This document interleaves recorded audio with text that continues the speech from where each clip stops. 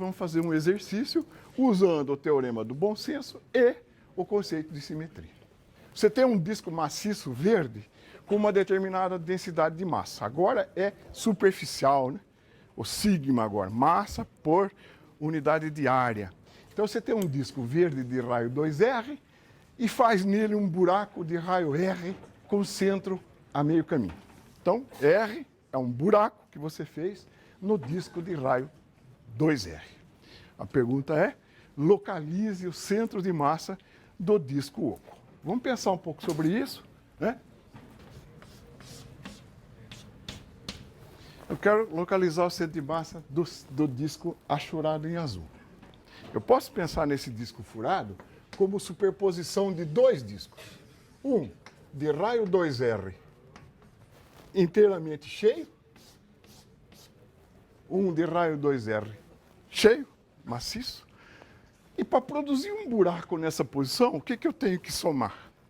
Eu tenho que compor esse disco, eu vou pôr um sinal que não é soma aqui, é justapor, né? Eu tenho que imaginar que eu tenho, então, um disquinho de raio R com que massa? Como tem que ser a massa do disquinho de raio R para, superpondo-o ao disco de 2R, eu criar um buraco? Essa massa tem que ser negativa, certo? Então, aqui tem que ser uma massa. A massa desse disquinho, então, o que é? Menos sigma πr ao quadrado. dm é sigma dA, né? Se for uniforme, m é sigma A. Então, a massa é menos πr2. Essa massa aqui, m, o que é? Essa massa é sigma π 2r ao quadrado. Sigma π 2r ao quadrado. Se eu superpuser esses dois discos, eu produzo o elemento do qual eu quero calcular o centro de massa. Então eu transformo, através da superposição, um problema muito difícil em dois problemas triviais se eu usar simetria. Dois problemas triviais se eu usar simetria. Vão me ajudar? Onde está o centro de massa do disco cheio? No centro, que está o CM dele, certo? Nem vou fazer a pergunta, ou do outro também, né? Então aqui também está o centro de massa do outro. Então eu transformo esse problema em achar agora o centro de massa de duas partículas distantes, R uma da outra. Um centro de massa está aqui, outro está aqui. Então qual é o centro de massa? Qual é o X do centro de massa do buraco? O que é? Irmão, eu ponho aqui a origem, né? Já que eu posso escolher, eu coloco aqui a origem, ó. M maiúsculo vezes 0, mais M minúsculo, vezes menos R. A coordenada desse ponto é menos R. Sobre M mais M. O que dá isso, então? M é menos sigma πr2. Então, é sigma πr ao cubo. Em cima, sigma πr ao cubo. E embaixo, sigma π 2r ao quadrado menos sigma π r ao quadrado. Ó, 4 sigma πr ao cubo menos sigma πr ao cubo, 3 sigma πr ao cubo. Corta com r quadrado. Corta o sigma π, corta cubo com quadrado. Isso aqui dá r sobre 3. A coordenada x do centro de massa dos dois discos está, se você dividir o R em 3 pedaços aqui, está aqui. Ó. Está aqui. Centro de massa do disco furado. E por simetria, quanto é a coordenada y do centro de massa do discão? A coordenada y do centro de massa é 0, obviamente. Nós vamos aprender um conceito novo, que é o conceito de momento linear, e estabelecer também para ele uma importante lei de conservação. Então, sem perda de tempo, o que é momento linear de uma partícula? O momento linear de uma partícula é de massa m e velocidade v, é, por definição, o produto da massa por sua velocidade. Definição de momento linear. Isso nos livros mais antigos era chamado de quantidade de movimento. Movimento linear, quantidade de movimento, sinônimos. Então, a unidade disso é quilograma, metro por segundo. Pura e simplesmente isso. Então, toda partícula que tiver massa e estiver se movendo, tem momento linear.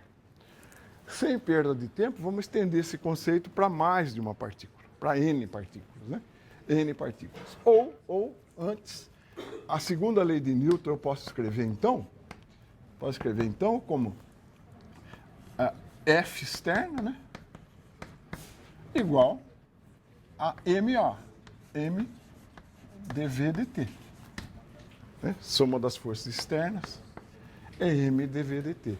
Eu posso jogar a massa para dentro do sinal de derivada. Então, eu tenho uma outra cara da lei de Newton, que é a somatória das forças externas, é dP dt.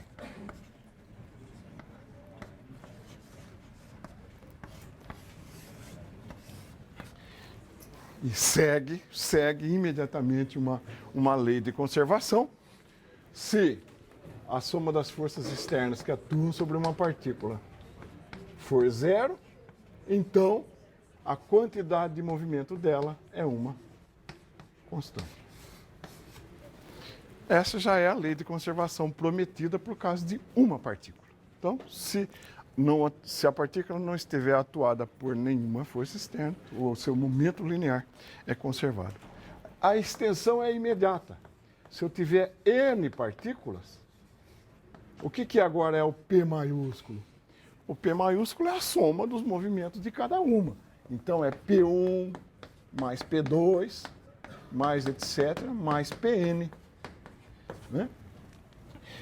Isso então é M1, V1, mais etc., mais Mn, Vn. Somatória. P é a somatória disso. Né? E tem uma curiosidade agora. Se eu derivar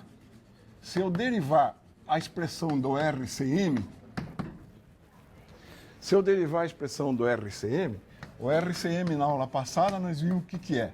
É 1 sobre M, né? Somatória de MI, RI. Por definição, somatória de MI, RI é o centro de massa. Se eu derivar essa expressão, a derivada do vetor de posição é a velocidade do centro de massa. Né? A derivada do vetor de posição é a velocidade do centro de massa. Isso aqui dá o quê? 1 sobre M, né? Somatória de MI, VI. Mas o que é isto?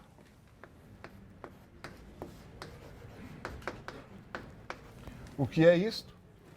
Isso, então, é 1 sobre M, P, por definição. P, por definição. Portanto, a quantidade de movimento total de um sistema de partículas, é a massa do sistema vezes a velocidade do seu centro de massa. Aqui, mais uma vez, fica notória a importância do centro de massa de um sistema de partículas. A gente escreve leis em função dele. Então, o momento total de um sistema de partículas é a massa total vezes a velocidade do centro de massa. E de novo, então,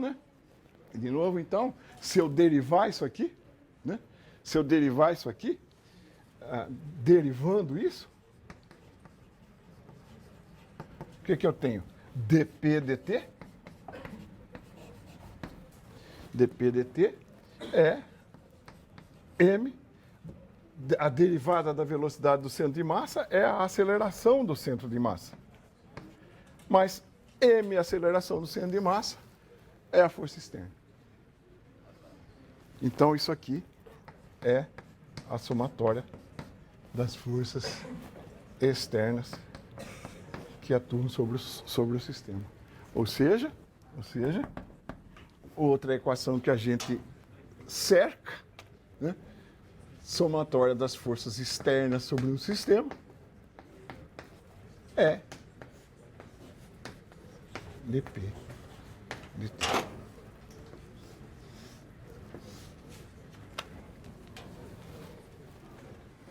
Somatória das forças externas é dp dt. E de novo, C se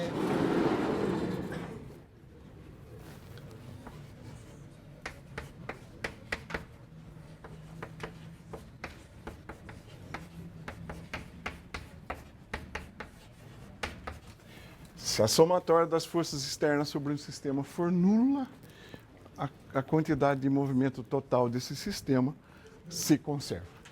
Tá bom? Você vê que não é difícil ir generalizando as coisas para sistemas de mais de uma partícula. E segue imediatamente, né? Imediatamente, isso que eu acabei de escrever, que é a conservação do momento linear. Você nota que a única restrição que a gente faz para o momento total se conservar é que não haja força externa. Pode haver até força dissipativa, mas se as forças dissipativas forem internas, ainda assim o momento total de um sistema se conserva. A única exigência é que não haja forças externas agindo sobre o sistema. Legal? E agora uma coisa que o título é assim meio pomposo, mas a conclusão é imediata. Vamos estudar quanto que é a quantidade de movimento total de um sistema de partículas no referencial do centro de massa. Não olha para a tela, não olha para cá, né? Então é P no referencial do centro de massa. Momento total de um sistema de partículas no referencial do centro de massa. Se você recobrar uma das equações da lousa ali, você vai ver o seguinte, ó, que P é m vezes m. Essa equação está onde? Aqui. É? A quantidade de movimento total de um sistema de partículas é m vezes m. Ora, no referencial do centro de massa, qual é a velocidade do centro de massa? No referencial do centro de massa, qual a velocidade do centro de massa? Zero, né? A velocidade de uma partícula em seu próprio referencial é zero. No RCM, VCM igual a zero. Portanto, a quantidade de movimento, ou o momento linear total de um sistema de partículas, quando expresso no centro de massa, é zero. E a energia? Como é que a gente trata a energia no referencial do centro de massa? Como que a gente trata a energia nesse referencial, né? Vamos fazer aqui. Energia.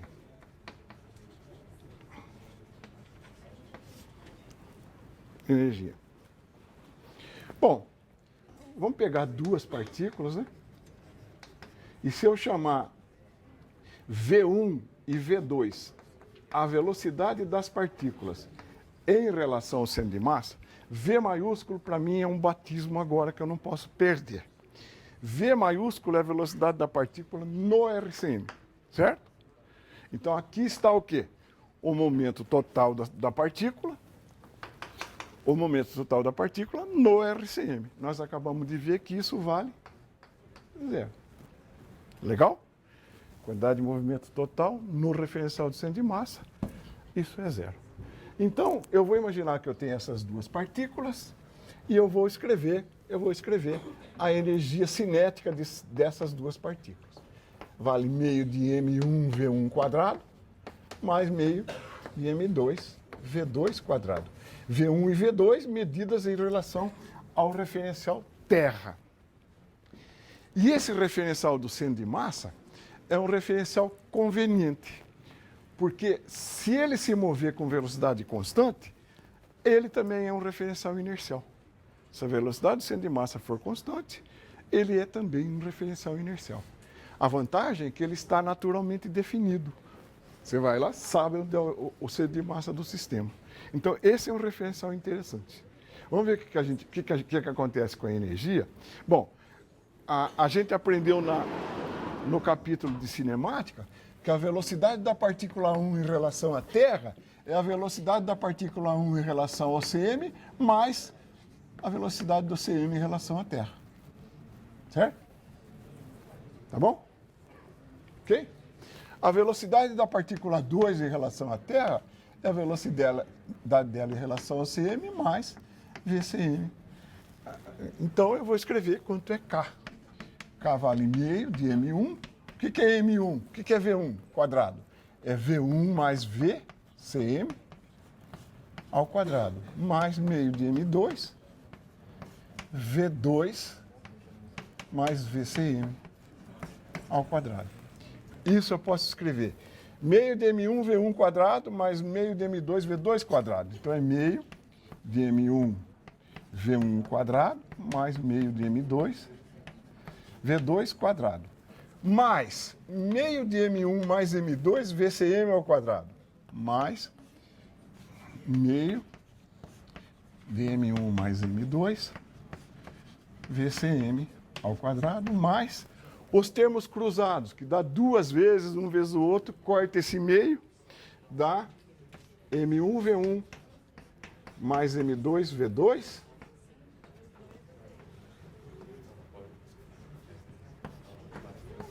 vezes VCM.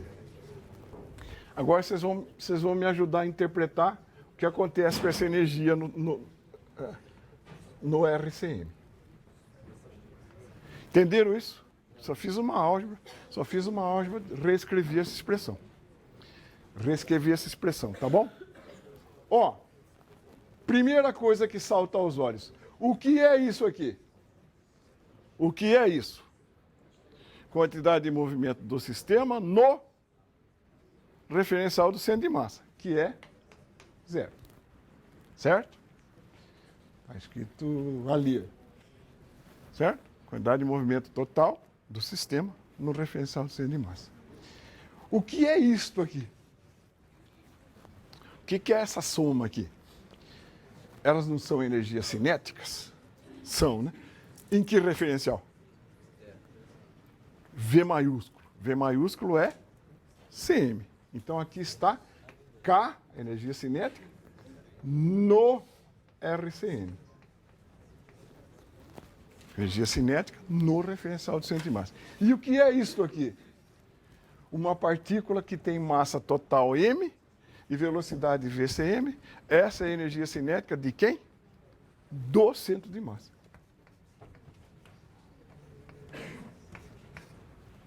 Agora, primeiro uma informação e depois a interpretação disso. O referencial do centro de massa é um referencial importante porque ele é um referencial energeticamente econômico. Repare bem, a energia despejada no sistema é esta. A energia cinética que o sistema tem é meio de M1V1 mais M2V2. Daquela parte, o que a gente realmente aproveita? Veja bem, isso aqui é a energia cinética associada ao movimento do centro de massa. Essa energia é indisponível, porque é uma energia que o centro de massa carrega. Então, da energia que eu despejo no sistema, esta parte aqui é, entre aspas, desperdiçada. É inacessível ao meu controle aquele termo do meio. Eu não consigo aplicar essa energia para realizar tarefa nenhuma, nem comprimir uma mola, nem levantar nada. Então, essa parcela é indisponível no laboratório. Agora, essa parcela no centro de massa, a parcela desperdiçada no referencial do centro de massa é zero, porque VCM é zero. Ou seja, esta energia aqui, né, é a energia disponível no centro de massa que é totalmente usada para realizar alguma coisa. Eu vou dar um exemplo. Acho que vocês vão fazer uma aula exploratória assim. Pena que eu não trouxe os carrinhos, eu não tenho colchão de ar. Mas você faça a seguinte experiência hipotética comigo aqui. Eu tenho 2 carrinhos presos a uma mola, né? Massa M1, massa M2, né? E eu confiro uma energia para esse sistema. Eu dou um tapa no carrinho aqui, está aqui o carrinho, né? Eu dou um tapa no carrinho, eles vão fazer assim, ó. Certo? Eu dou um tapa, eles vão se movendo. Tem uma hora que a mola tem uma compressão máxima. A pergunta é, toda a energia que eu despejo aqui é usada para comprimir a mola integralmente? Resposta, não. Você tem que descontar disso a parte que o centro de massa carrega. Ou, equivalentemente, fazer que esta energia, esta sim, no centro de massa, é que vai se converter em máxima compressão. Certo? Não sei se ficou claro, aí é uma questão às vezes de semântica, mas se você pensar um pouco, você vê que realmente no RCM não tem desperdício nenhum. Então, como é que resolve o problema da mola? Calculando a velocidade das duas partículas em relação ao centro de massa e aplicando aquilo lá. Primeira parcela igual a meio de kx quadrado. Tá bom? Precisa pensar um pouco, a questão aí é um pouco semântica. E agora vamos fazer um exemplo. Um canhão de massa M, 100 kg, dispara uma bala de massa minúscula de 1 kg. A velocidade relativa entre a bala e o canhão é 300 metros por segundo. Então, ele dispara a bala com velocidade de 300 metros por segundo em relação a ele. Imediatamente depois do disparo, qual é a velocidade da bala e do canhão? O canhão recua pelo disparo da bala. Vamos pensar um pouco nesse problema aí, né? É um problema de conservação de momento linear. É a ferramenta nova ajudando a gente a resolver problemas. O canhão lança aqui uma partícula de massa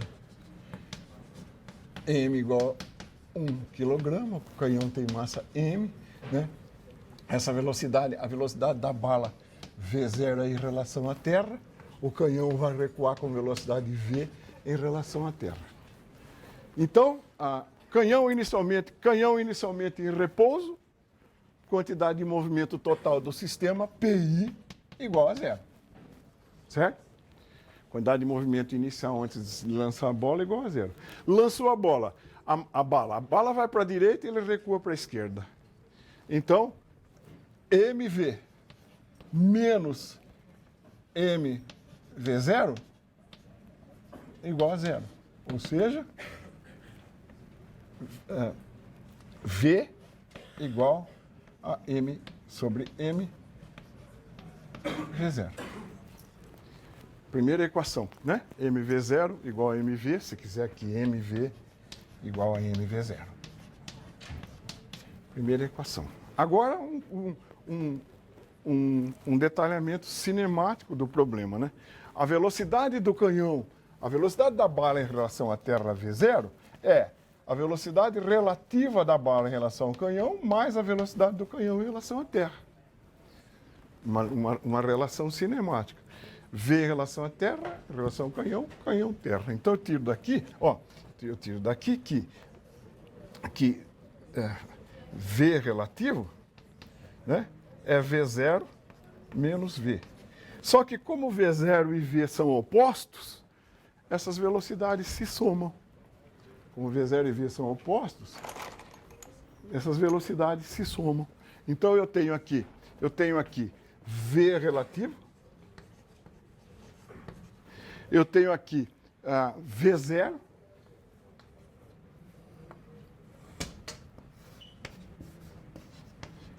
e eu tenho aqui V. Então, o módulo de V real, né? O módulo de V real, esse módulo aqui é a soma dos módulos de V e de V0. Ou, se você quiser, V0 é V real menos V.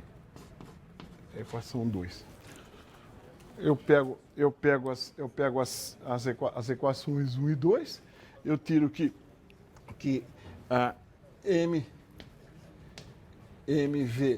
V igual a M sobre M, já tinha escrito isso, né? V0, então V igual a M sobre M, no lugar de V0 eu vou escrever V real menos V, portanto, vou escrever assim de uma vez, vai. Portanto, V com V, né? V com V. M mais M. M mais M, V. E em cima, M, V real. Isso aqui dá 1 por 101 vezes 300.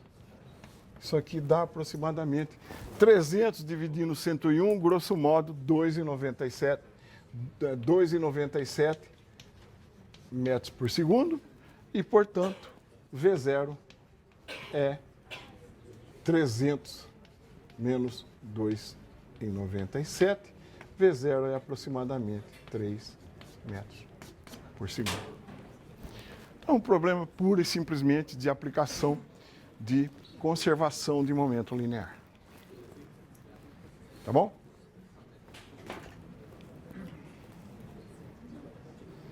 Bom,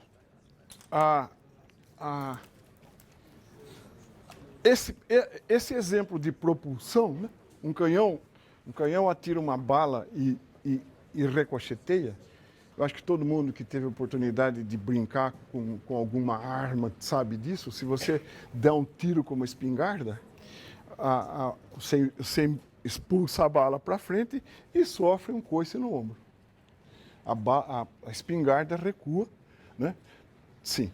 É que você fez 300 menos 297, na verdade, 300 menos 2,97. Então, de baixo. Então dá 200, está errada a conta. Obrigado. É isso mesmo. Na lousa é complicado, viu? É 297 a velocidade da bala. Eu fiz uma bobagem lá. É só daqui para cá que é, obviamente, uma distração, né? Isso aqui dá da ordem de 297 metros por segundo. Quer dizer, a bala bastante veloz e o canhão recuando com uma velocidade muito menor. Obrigado. Então, né, isso aí é um modelo de propulsão. Né? Isso aí deve funcionar, por exemplo, num foguete. Se um foguete ejetar ar para trás, né, esse ar vai empurrar o foguete para frente. É isso que nós vamos fazer agora. O tratamento é um pouco mais elaborado, porque as partes do sistema agora têm massa variável. Quando um foguete ejeta um combustível a uma certa velocidade relativa, as massas dos sistemas variam. Mas a massa total do sistema, foguete mais gases de ejeção, permanece constante. Então vamos fazer isso com detalhe. Tem um monte de conta, eu não quero trocar as bolas agora. Então a ideia é isso, sistemas de massa variável. Sistemas de massa variável.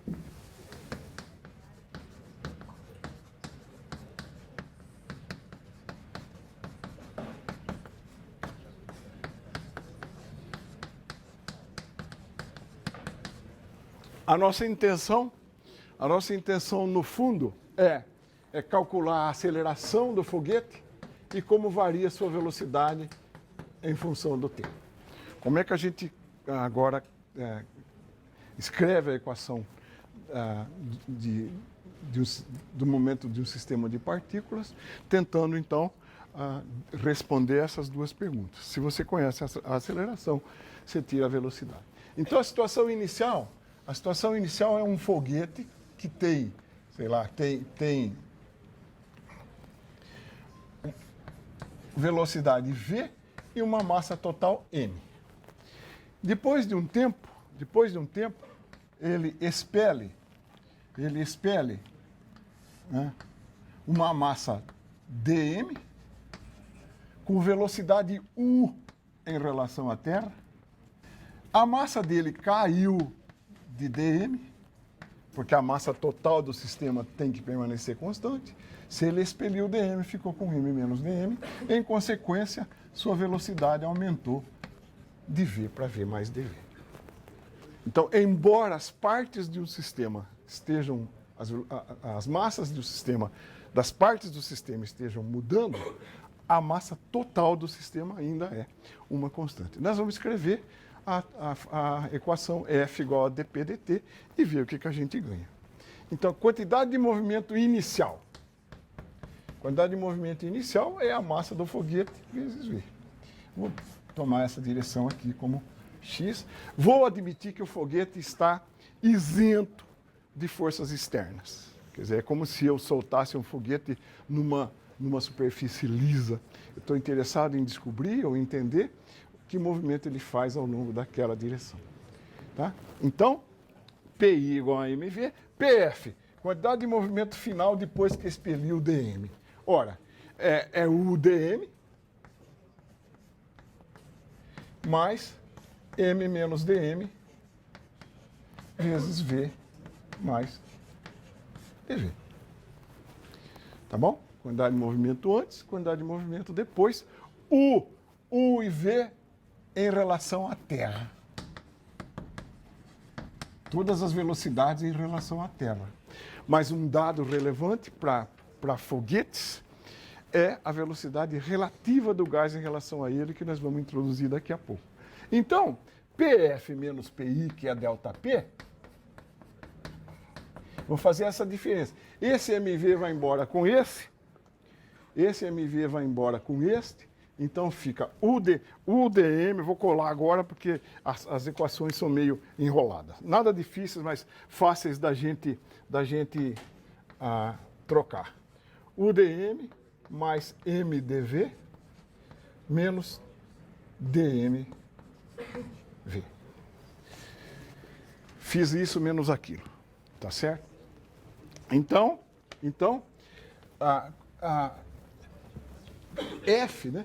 F é ΔP, ΔT. Então, eu escrevo que as somatórias das forças externas é dP, dt. Delta, no limite, vira derivada. Isso aqui dá, então, U dm dt mais M dV dt menos V dm dt. Essa é a força externa, eu escrevi que F igual a dP dt, como a gente escreveu lá no sistema de partículas. Portanto,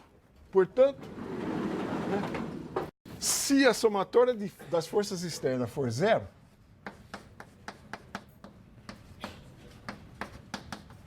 o que eu tenho? Que U dm mais U dm dt mais M dV dt igual a zero. Né? E dessa equação, se a força não fosse nula, veja o termo de correção que apareceria. Veja o termo de correção que apareceria. Isso é a massa vezes a aceleração do foguete. Apareceria aqui MA igual a somatória das forças externas, né, mais V dm dt menos M dV dt. Você vê que agora, massa vezes aceleração não é mais simplesmente a soma das forças externas, porque a massa do sistema está variando. Se isto for zero, então eu tenho que U dm dt mais M dV dt igual a zero. Agora eu vou introduzir a velocidade relativa Vrel. Olha, aqui está a velocidade a velocidade dos gases de exaustão em relação à Terra, U em relação à Terra, é igual à velocidade dos gases em relação ao foguete, que eu vou chamar de velocidade relativa, mais a velocidade do foguete em relação à Terra. Então, como Vrel e U têm sinais opostos, a velocidade relativa em relação ao foguete é para trás. Então, o gráfico das velocidades seria assim: Vrel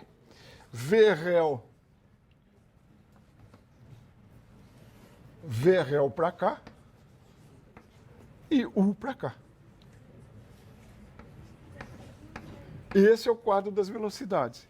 De tal maneira que você pode escrever que V, o módulo de V, é módulo de U mais Vrel, e que, portanto, o módulo de U é V menos Vrel.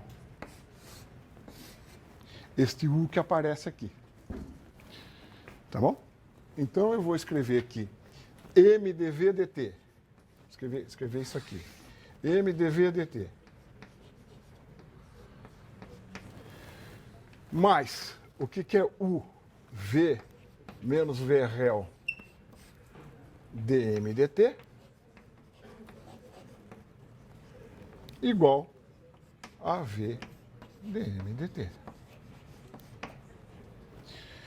Isto mata aquilo, V dm dt igual a V dm dt, eu fico, portanto, como m dv dt igual a V réu dm dt. Agora, essa propriedade é uma propriedade dos foguetes, é a razão com que os gases são ejetados, a razão com que o foguete queima combustível. Isso aqui eu vou chamar de R, é a razão com que o foguete queima combustível. Então eu fico com a equação MA, M dv dt, né, é MA, igual a R V réu. Certo? Esse R aqui, como a massa do foguete, como a massa do sistema necessariamente cai, porque ele ejeta gases, esse R é uma grandeza negativa. Então, isso aqui é para nós. Ó, o que é massa vezes aceleração? É uma força. RV réu é uma força de empuxo. RV réu é uma força de empuxo. É ela que faz a aceleração do foguete variar. Vamos tentar quantificar e calcular quais são as suas velocidades. Então, a aceleração está aqui, né? Vamos quantificar as suas velocidades. Eu pego essa equação aqui, né? Eu vou escrevê-la de novo aqui. M dv dt igual a R V réu, que é V réu dm dt. Matemáticos não gostam muito, mas você pode ignorar o dt e escrever que dv igual a 1 sobre m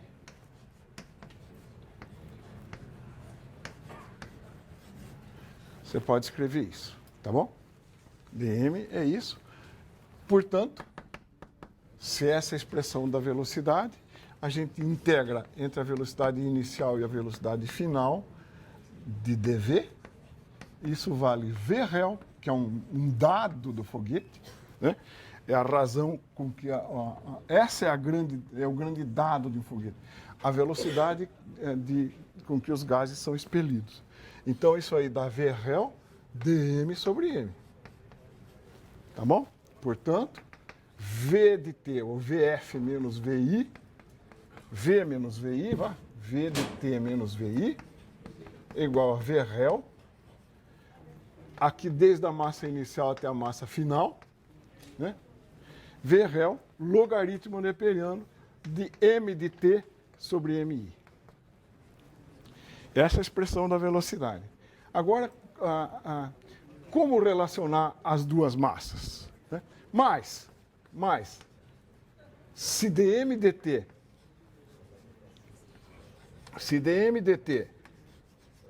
igual a R, né? Se dm dt igual a R, eu tiro daqui que a integral de dm é a integral de R dt. Eu posso pegar isso no instante inicial, I, né? No instante inicial I, que eu posso fazer zero, então eu fico com m de mi até m. Então eu tenho que a integral de m menos mi igual a R vezes t. Posso pegar isso, posso começar a contar o tempo nessa hora. Portanto, a massa m é mi mais RT.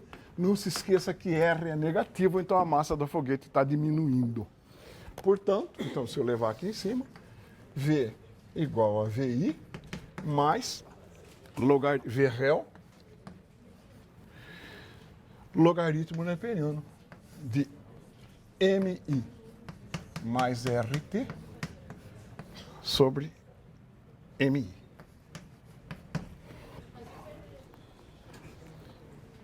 Ok? Bom, você está vendo? Você está vendo que a velocidade é uma função logarítmica. Ou seja, mesmo que RV réu seja uma constante, né, embora RV relativo seja uma constante, o movimento não é uniformemente acelerado. A razão disso é porque a massa está variando. Então, M varia. Então, como é que ficaria a nossa velocidade em função do tempo? Eu vou supor que a velocidade inicial é 0. Isso aqui é uma função logarítmica que tem essa cara aqui.